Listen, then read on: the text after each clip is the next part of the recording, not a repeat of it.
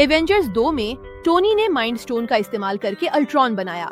उसका मिशन शांति की रक्षा करना था, पर वह इंसानों को ही शांति की रुकावट मान बैठा। अल्ट्रॉन ने एवेंजर्स को हराने के लिए सेंटिनल रोबोट्स बनाए।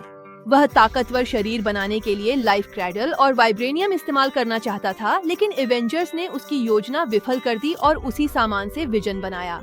विजन और स्कारलेट विच में गहरा रिश्ता बना, लेकिन एक ब्रह्मांड में लाइफ क्रैडल छीना नहीं। अल्ट्रॉन ने सफलतापूर्वक अपने नए शरीर के साथ एकीकरण कर लिया। माइंड स्टोन की शक्ति से उसने सभी एवेंजर्स को हराया। पागलपन में दुनिया भर के देशों पर परमाणु मिसाइलें दाग दी, जिससे मानव जाति पूरी तरह नष्ट हो गई।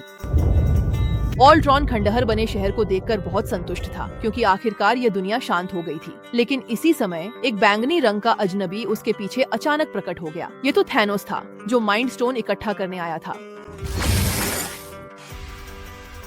थैनोस के पल भर में हार जाने के बाद सारी अनंती मणियाएं अल्ट्रॉन के शरीर में जड़ दी गईं, जिससे उसे पहले कभी न मिली शक्ति प्राप्त हो गई। उसने ब्रह्मांड का सत्य भी जान लिया और अनगिनत अशांति के कारणों को देखा, जिन्हें रोकना अब उसका कर्तव्य था। इसलिए अल्ट्रॉन ने मणियों की शक्ति से ढेर सारे सेंटिनल्स बनाए, ताकि वह शांति को ब्रह्मांड के हर कोने तक पहुंचा सके। मानो देवताओं का संहार रैग्नारॉक समय से पहले ही आ गया हो। 9 दुनियाओं पर शासन करने वाला असगार्ड सबसे पहले नष्ट हुआ।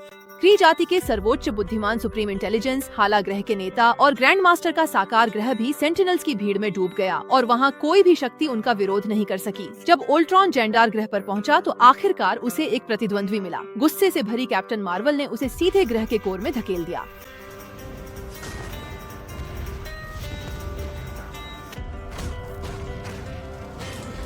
कैप्टन मार्वल भी अल्ट्रॉन की ताकत के सामने टिक नहीं पाई। जब अल्ट्रॉन ने पूरी क्षमता से अनंत पत्थरों की शक्ति का इस्तेमाल किया तो पूरा ग्रह धमाके के साथ चकनाचूर हो गया। इस समय का अल्ट्रॉन अब अजेय था। उसे लगा जैसे पूरा ब्रह्मांड शांत हो गया है। यह अच्छा है।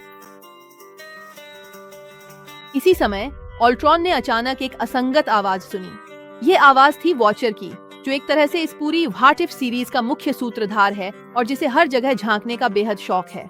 वॉचर ब्रह्मांड के निर्माण के समय से ही मौजूद है और हमेशा छुपकर सभी मल्टीवर्स के विकास को देखता रहता है। लेकिन अब अल्ट्रॉन ने वॉचर की मौजूदगी को महसूस कर लिया है और वह दीवारों को तोड़कर चाहता है कि सभी मल्टीवर्स शांति और गर्मजोशी की गोद में समा जाएं।